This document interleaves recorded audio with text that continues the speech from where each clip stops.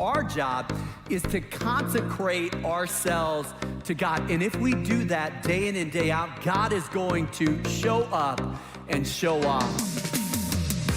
Flip the script. If you want to change your life, you have to change your story.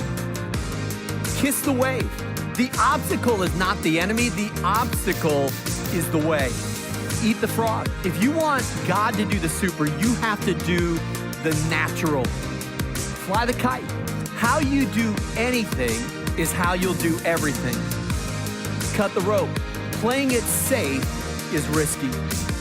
Wind the clock. You do not find time. You have to make time. Seed the clouds. You have to sow today what you want to see tomorrow. Now, if you've been with us since the beginning of this series, you notice there's a few chapters missing. We didn't do every one of those. We didn't do wind the clock as one aspect of how we look at using our daily time. And part of that was because I'm so excited next week to jump into a 2-month conversation around a single book from the New Testament scriptures, a book that Paul, a follower of Jesus, wrote to a church, a group of people trying to figure out what it means to follow Jesus. And that's the book of Philippians. And so we're going to wrap up today with Seed the Clouds. If you're interested in any of these topics, I do recommend Mark Batterson's book, Win the Year, which is kind of Win the Day, which is all about these. But what's interesting is Seed the Clouds showed up to me in a different way than just going through someone's conversation about what it might look like to make an impact in 2022. It showed up like this. I was reading the Idaho Statesman, and front page, it was like, meteorologists seed clouds hoping to deal with drought in Idaho. And I was like, what kind of voodoo magic is this? Seed the clouds? Like, this is the kind of thing I would say. This is clearly not science. What are they putting on the front page of newspapers these days? And as I read the article, I was fascinated, though. It's actual science. It's been around for decades. You do a little something in the atmosphere, and you try to create an outcome. And actually, I want to tell you about Vincent Joseph Schaefer. So this is kind of the father of seeding the clouds. He was a research chemist and a meteorologist, and in 1946, he carried out an experiment that nobody saw coming. He basically thought he was messing around in some little scientific apparatus, and he said, hey, if I introduce certain things into the atmosphere, then it will cause reactions to catalyze in the clouds, and it will cause that moisture that's held in those clouds to drop down on you and I, and we can get what we need for our crops and for our recreation and for our drinking water. And so on November 13th of that year, he sent a plane out into the sky, people watching, and as that plane went over the clouds, it dropped dry ice into the clouds, powdered dry ice, and people on the ground were amazed. It looked like a lightning show happened, and the clouds were agitated, and snowfall began. Could you imagine, just for a second, it's 2022 now, we're so many things we've seen and experienced, but could you imagine being in that moment, somebody seeding the clouds to get an outcome, and something happens? It was written about it this way: Schaefer made it snow this afternoon over Pittsfield. Next week, he walks on water. That's how big of a deal this was. Now just because those of you that know me, you know I like a good story, but it's actually true. You go to Idaho Power's website, it talks all about cloud seeding in our state and how it works and how it unfolds. And it might be a modern day marvel. And really, I'm not that interested in talking to you about the science of cloud seeding because my knowledge runs out really, really fast. But it's an idea that's ancient and as old as a conversation we're going to look at today in the Old Testament scriptures, this prophet Elijah and an encounter he has, an interaction he has where he seeds the clouds, but not with dry ice and not with different electrical stimuli, but he seeds the clouds with prayer. And something unfolds. He literally prays for rain, and it rains. He literally prays for rain, and it rains. And so to bring you into the story, he climbs to the top of Mount Carmel. It's where this scene's going to unfold. If you're familiar with the Old Testament stories, then you kind of know where this is going to go. If you're new to this and you're not sure, just stay in there. I want to walk you through and actually help you see where you can find yourself in this story. It's not that different than your life and my life. On the surface, it sounds like it, but when you get into the structure of the story, it's not that different. So Elijah climbs to the top of Mount Carmel. It's going to tell us in just a moment that he bows low to the ground and he prays with his face between his knees. And what's he praying for? He's saying, God, send rain on the land. It's been 3 years of drought. Make it rain. and something wild unfolds. So you ready for this? Here's where we're going to go. Seed the clouds is really seeding today what you want to see tomorrow. Now, here's the good news. Our mission, we want to inspire people everywhere to follow Jesus and deepen their faith and relationship with him. And I know that there's those of us that are like, that's my daily jam. Like my life, my rhythm, my thoughts are all aligned around that. And then there's others that are like, I had a sleepover last night and I got brought to church today. I thought we were going to breakfast. Like we're all kind of in this mix together. But this is true. We're going to focus on prayer, but this is true in your life. This principle applies across all things. Seed today what you want to see tomorrow. So we'll see it unfold. I'd like you to be thinking about it as we go, but let's jump into the story from 1 Kings chapter 18, verses 25 through 39. First, I'm going to give you the backstory. Before we get to the prayer and the rain, I want to give you the backstory of what unfolds. So Elijah is this prophet of God. He's this man of God, and he lives in a land where everybody thinks that God's kind of a joke. Like the one God, no way. They worship, in particular, they pour all their attention into this God Baal. And they believe that he sustains them, provides for them, gives them what they need, that he pays their rent and helps them in their relationships, that he provides for their future retirement and grows their mutual fund. Everything they think is placed in this idea. Now, Elijah says to the prophets of Baal, choose one of the bulls and prepare it first, since there are so many of you. Call on the name of your God, but do not light the fire. So it's basically like a sort of a show-off between the gods. Elijah and the prophets of Baal are testing each other. So you've got all these prophets, hundreds of prophets of Baal, and one Elijah. And they're in this big spectacle. Think of it almost like an arena. And right there, he's like, okay, you do your thing, I'll do my thing. Let's see how this all plays out. So it says, call on the name of your God, but do not light the fire. So the whole challenge is this. If your God is real, he will show up and he will light the fire and demonstrate how active he is in your daily life. So that's kind of how the story begins. So it's wild. And he's encouraging them like, hey, throw some more wood on there. And he's kind of egging them on as it goes along. It's pretty wild if you read the whole story. And then they get so desperate because their God hasn't shown up. That says they shouted louder and they slashed themselves with swords and spears, as was their custom, until their blood flowed. Now, this may be really unfamiliar. This may not be what you did this week. But just think about this. They trusted something, and they were calling on that thing to show up, and it wasn't. So they got the intensity raised, and they white-knuckled it, and they dug down deeper, and they shouted even louder, and then they engaged physically. They slashed themselves, and the spilling of their blood was part of appeasing and pleasing this God. And midday passes and nothing unfolds, and so he's like, do it again, do it again, do it again. He keeps saying, come on, Baal's going to show up. But it doesn't happen. And then we see Elijah's side of the story.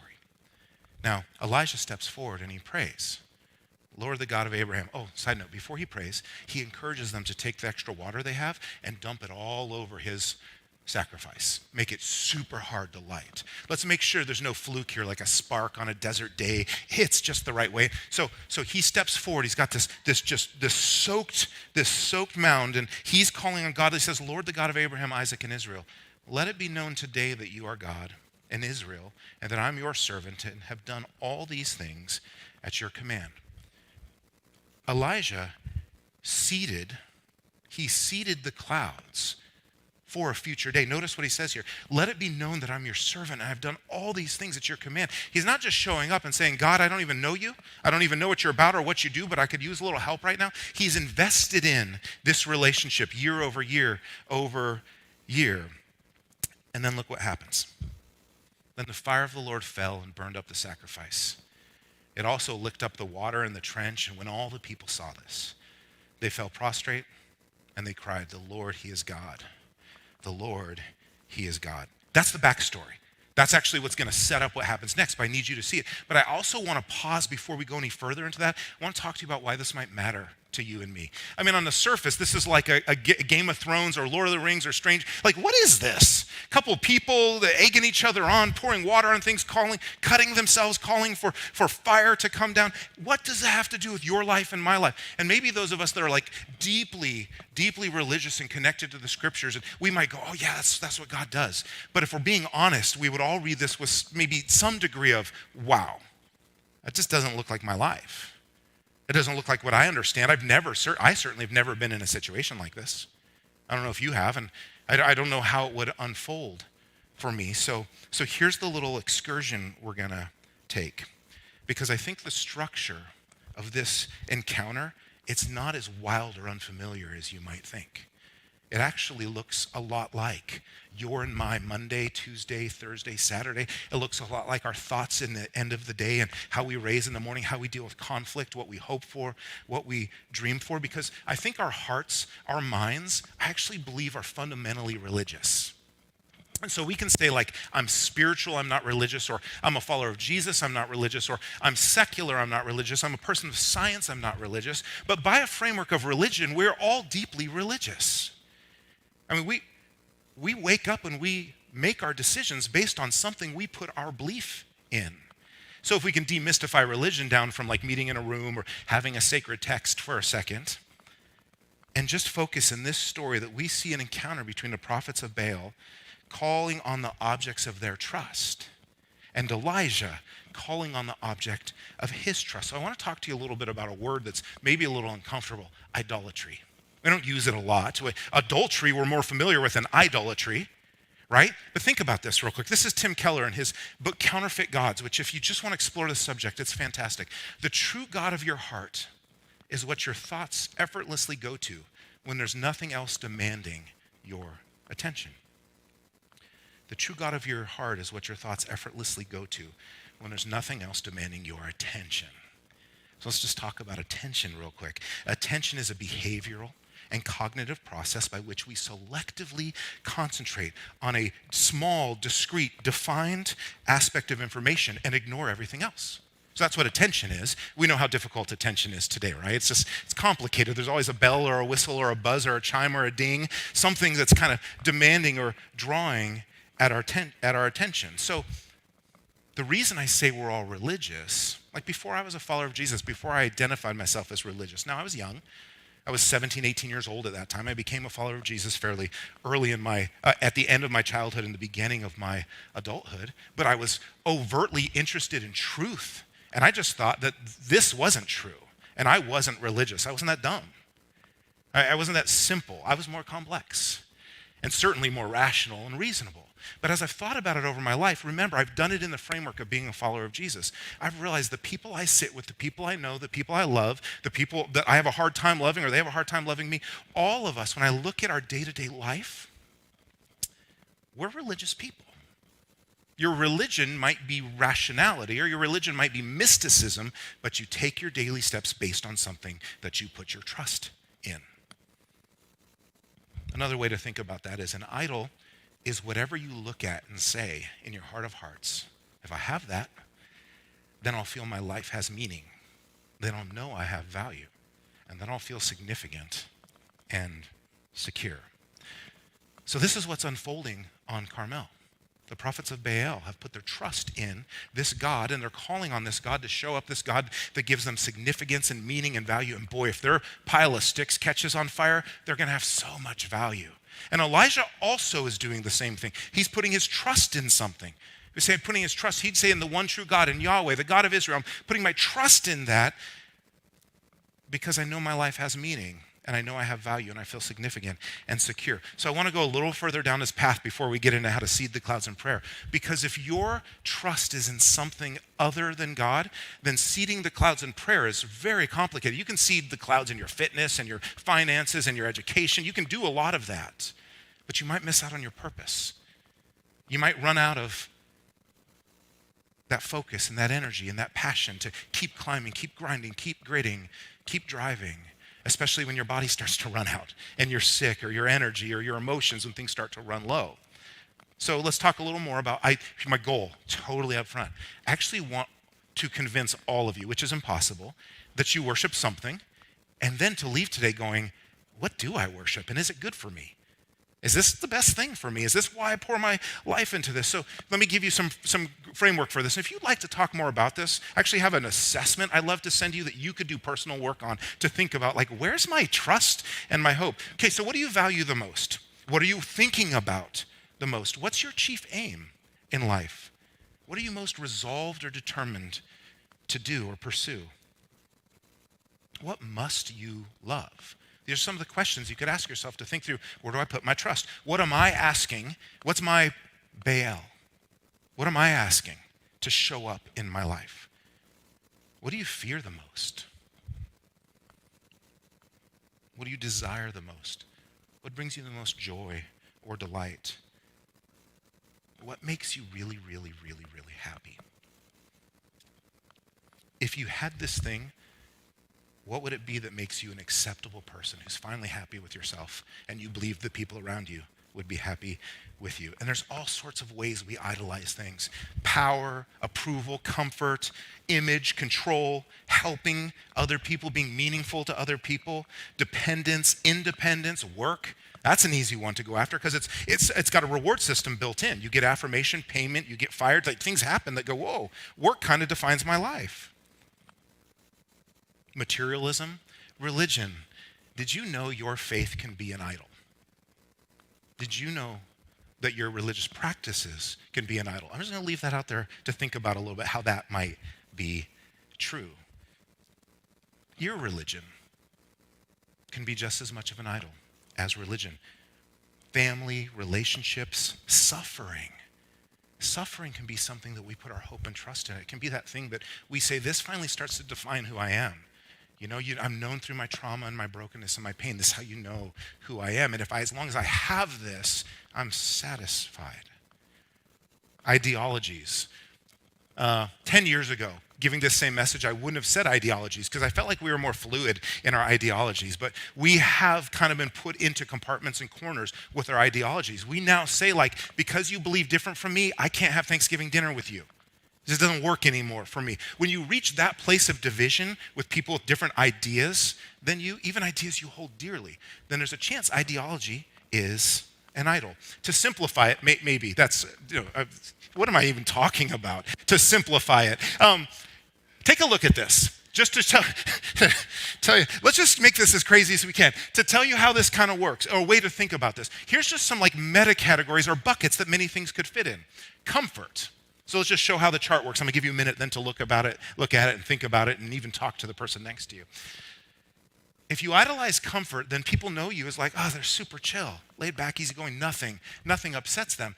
But the price you pay is a lack of focus and productivity and energy around the things you're passionate about in your life. Your worst nightmare is that your chill vibe would be infringed upon, that someone would harsh your mellow, right? You're like, oh man, I just need my life to be anxiety and stress free. But your biggest problem emotion is that you're often bored. Others feel hurt and neglected by you because you avoid pain and discomfort because you don't want your comfort to be infringed upon. The gospel reality, so why follow Jesus? Because Jesus says, regardless of your circumstances, I will give you peace. I've learned to kiss the wave that throws me against the rock of ages. That was a message from a few weeks ago. No matter what, the obstacle can be a gift. So look at this. You've got comfort, approval, control, power, just a few buckets you or I might fit into. Then we're going to come out of this and go into, so what does Elijah do? But I had to stop and not just read over this wild story of people praying to their gods, asking for their God to show up. Because you and I pray to our gods and ask them to show up every day.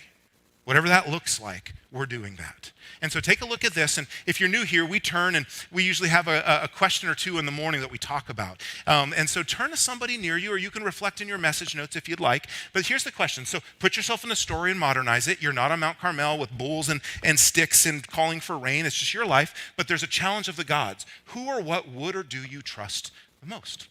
Who or what do you trust the most? And we'll be back. You get 60 seconds to answer that. And then we'll be back and we'll jump in further into the story.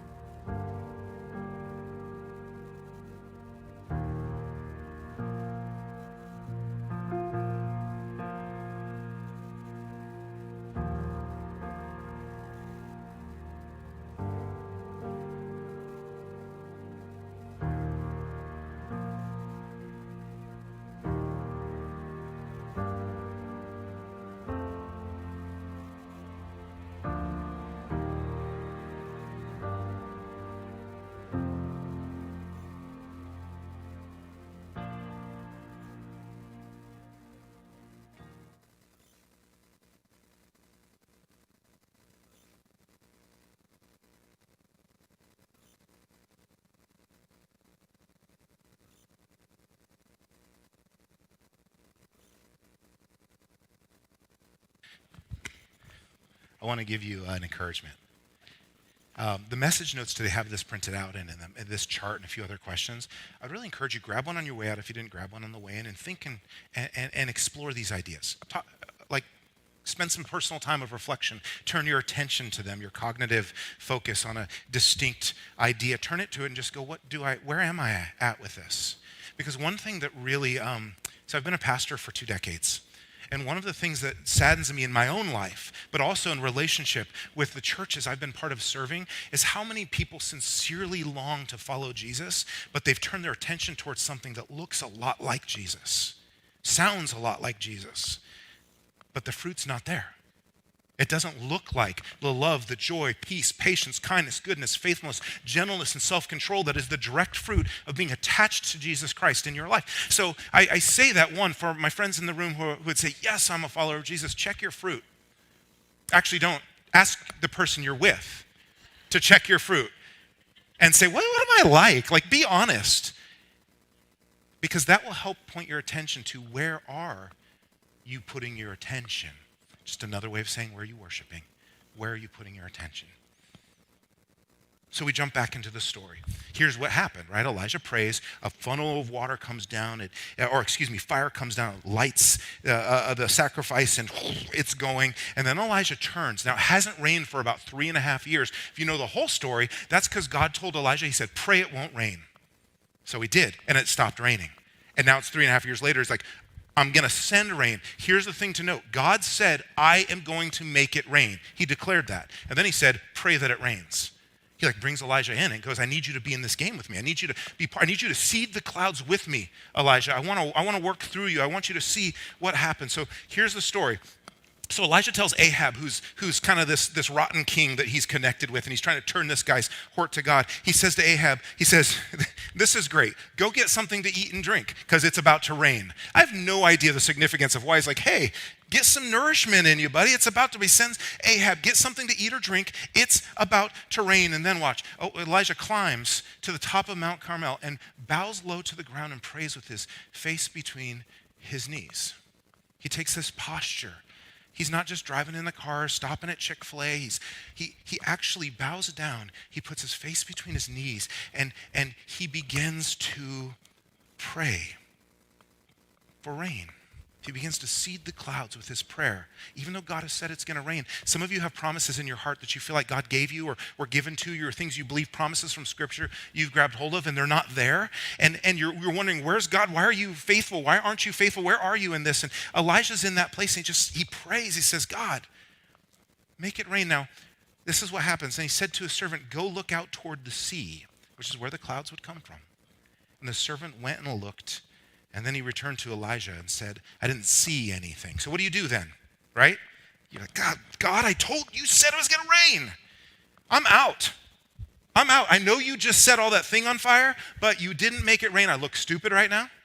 Like I told Ahab it's going to rain. I told my servant it's going to rain. But watch what Elijah does. 7 times, Elijah told him to go and look. He keeps saying, no, man, I know God's going to send the rain. I'm seeding the clouds right now. The Lord has promised this. I'm praying for this. I'm putting myself in a position where I'm saying, God, move on my behalf. And finally, the 7th time, the servant told him, I saw a little cloud about the size of a man's hand rising from the sea. Now, this is not a huge faith moment. You see a little bit of evidence that God's moving. But it is for Elijah. All he saw was a little cloud the size of a man's hand rising from the sea. And this is Elijah's response. He shouted, hurry to Ahab and tell him, get in. So Ahab's having lunch right now. He's like, stop eating lunch, get in your chariot, go back home. If you don't hurry, the rain will stop you. It's going to rain so hard, you're not even going to be able to get back to your kingdom. And soon the sky was black with clouds. A heavy wind brought a terrific rainstorm, and Ahab left quickly for Jezreel. How do you seed the clouds? How do you seed the clouds? I want to talk real quick to those of us that are following Jesus and striving to deepen our faith and relationship with him. Take a prayer audit. We need to be increasing our effort and our intensity in prayer. Now, here's why I say that. Because we want to follow Jesus. You know, the book of Hebrews, which is written to people who are stuck in legalism, trying to figure out what it means to follow Jesus. The book of Hebrews says this about Jesus. Jesus prayed with intensity and with passion, asking God to move on his behalf. So if we want to follow Jesus, this is right in line with what it means to be like Jesus. He prayed with passion, with intensity, with fervent prayers, asking God to move on his behalf. So I want, if Eastwind's your home, if you'd say like you're an Eastwinder, would you join me in going, if my prayer life does not include fervent, intense prayer for God to move on my behalf, I'm going to start going that direction. Not because then you get like in the inner circle or something like that, but simply because you get to seed the clouds. You get to seed today what you want to see tomorrow. My life is a direct result of Pam Wentz seeding the clouds.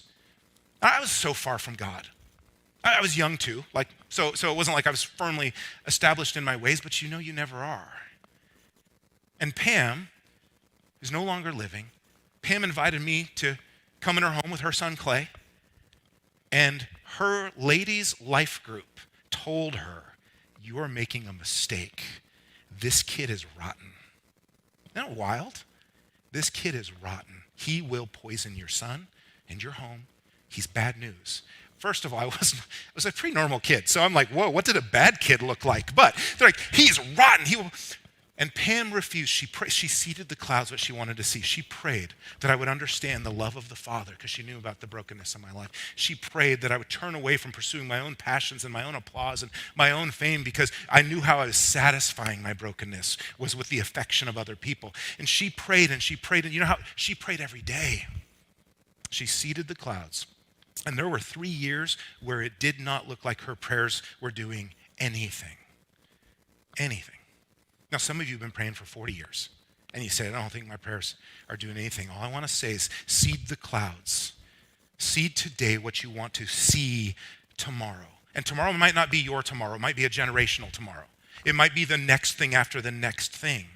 Now, let's say if you just got lost in all of that and you're like, I can barely have a conversation with an imaginary God in the sky. I don't know what to do with that. The principle of seeding today, what you want to see tomorrow, is genuine across every area of our lives, physically, mentally, emotionally, spiritually.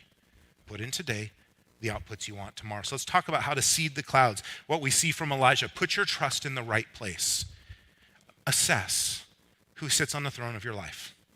And is that the person that you can trust with the desires of your heart? Put your trust in the right place.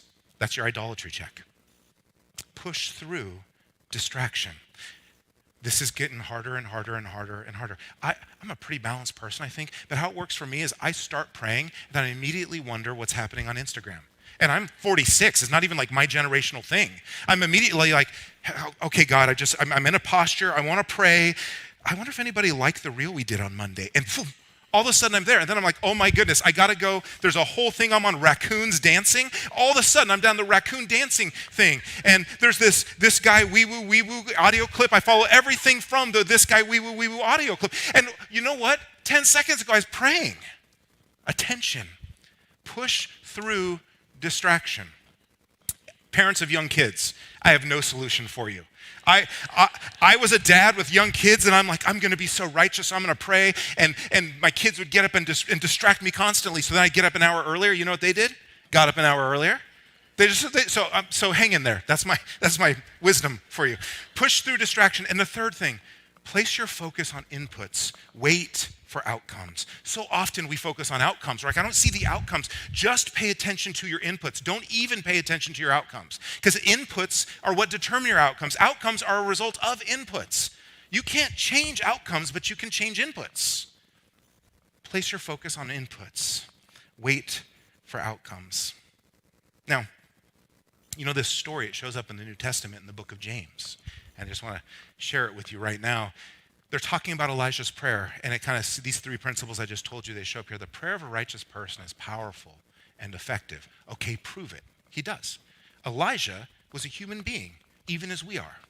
And he prayed earnestly that it would not rain, and it did not rain on the land for 3.5 years. Now, I struggle with some of these like atmospheric, world-changing stories in Scripture, but here it is.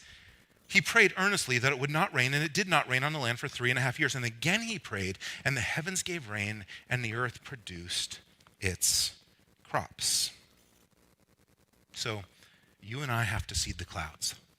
We have to take proactive measures today that will produce desired outcomes tomorrow. I want to end by actually bringing you into a story of someone whose daily rituals, who's pushing through distraction and focusing on his goals, but it's not religious in any nature. It's actually someone who lives on the largest inhabited island in the world, part of India, and he's called the Forest Man. And what he did is his island was washing away with the seasons, and he started to plant trees 40 years ago. He started to plant trees one at a time. And this is a visual of what I'm trying to say that we can be part of in our spirit, in prayer, but also in other aspects of our lives. So this guy right here, Jadav Payeng, he's an Indian man, lives on this island. And when he was 16 years old, he'd come after a monsoon flood, and he noticed how much of the sand had washed away. And as a 16-year-old, he thought, you know what? If this keeps happening, this island will eventually be gone. And so he started and he planted one seedling a day. Every day, starting at 16 years old, he planted one seedling a day by himself. There was no vegetation. There were no animals. It was a barren, desolate place to live. One seedling a day. This is what his world looked like 40 years ago. This is what his world looks like today. There's a fascinating documentary on him. I said that he planted so many, he created an ecosystem with so much repopulation that today it's over 1,400 acres. So to give some context, he started with nothing. Now this is New York City and this is Central Park. He has planted a Central Park worth of forest where there was none. Could you imagine those early days for him? I mean, when the one seedling he planted didn't get enough water, he watered them by hand. And then he discovered if he would get reused buckets, he could put them by the plant and poke a hole in the bottom and fill that bucket, and then he'd have to do his cycles less because it would drip water. No formal education or training in agriculture, just a passion for his world to change. Today, that forest is inhabited by Bengal tigers, horned rhinos. He complains a little bit that the Bengal tigers actually eat his cattle, but he goes, it's worth it. It's worth it because I've saved my people, my land, my place by focusing on inputs, by avoiding distraction, by putting his energy was in one thing. I want to see trees grow. That was what his passion went to. So my challenge for us is what's really going to show up in the form of a question. I want to end with this question. What are your dreams for the future? What are your dreams for the physical part of your life, your body? Maybe that's your muscles, or maybe that's just like your health and things like that. What are your dreams for your mind? Well, longitudinal studies over time tell us that those of us that are a little bit on the north side of 40 and moving our way up, the hemispheres of our brain shift, and we become our creative engine starts to shut down. We have to fight that. Well, when you're a kid, it's full-on creative engine. But then when you're a few decades past that, you're like, no, nothing can change. I know how the world works. Nothing can change. We have to fight that. What do we want to see happen in our mind? How about our relationships? What if before 2022 ended, if you have a irreparably destroyed relationship where you have some ability to put input into it, what if you can see that healed in the next year? That grassroots, that practical, plant that seedling and let it grow. And then your faith. Where are you at with God? What do you want to see happen? What are you asking God? Now, here's the challenge for us today. I've learned a few years ago, we don't have maps anymore. Like, so often we get together and like, show me the map how to get there, right? But do you know where maps come from, right? The map's made after you got there. Someone had to do it, and then they wrote a map and said, here's how you do it. And we might be recycling back to old maps going, show me that old map how to get there. And God's saying, no, I actually need you to make a new map. I need you to step out, to seed the clouds, and to make the map for the future that we can show a new way to find our way to God, a new way to wrestle with what it means to be holistic and whole in this world and agree with those we disagree with and go back to the foundational ethic of the Christian church, to love our enemies, whoever that is. This room is pretty diverse politically, so we actually have we're each other's enemies. That's what it is. How to love our enemies. So what are your dreams for the future? Body, mind, relationship, faith. There's a prayer card in front of you. There's a couple stacked in each of the seat backs. I want to invite you to do something a little different today. If you take that card, you don't have to put your name on it. And would you tell us one way we could pray with you this year. Whatever it is, maybe it's in one of these buckets, maybe you have a whole other thing. If you could write that down, if you wouldn't mind sharing that, if you're like, I don't have faith for that, you can still say, but this is something I want to see in my life. Or you might specifically list the thing you're praying deeply for. And we're going to collect those. So don't put your name on it if you don't want us to know what it is. I'm a big fan of like, put your name on it because Christianity is like lived in this authentic place of trust, but it's a big step. So if you just want to, so there's a red card in front of you. We're going to put a little music on, closing question. We're going to sing 2 songs to close today. But before that, take a moment, pull those cards out, grab those pens. How can we be praying with you? How can we be seeding the clouds with you in 2022? I'll take those, and I promise you, we will pray through those constantly. We will join you. You will not be alone. If whatever you write down frightens you to write down, I just only want a couple people to ever know I even wrote this down, even though my name's not on it, please check confidential. Please check confidential. Okay? So fill those out, and in a minute, I'll say pass them to the right, and then we'll zip down and grab them. I hope you'll participate in this, and then we'll sing together.